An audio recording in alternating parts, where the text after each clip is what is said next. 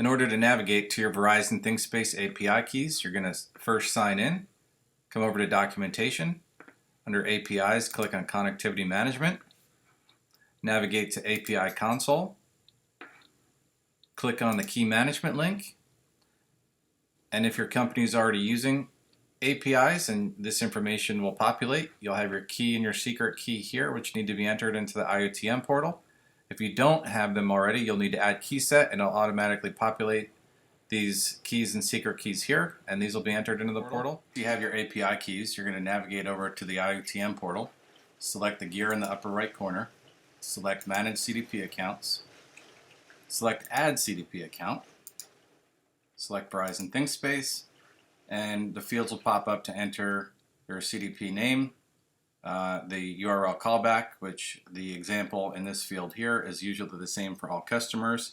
And here's where you're going to enter your application key and your secret key, along with the username and password associated.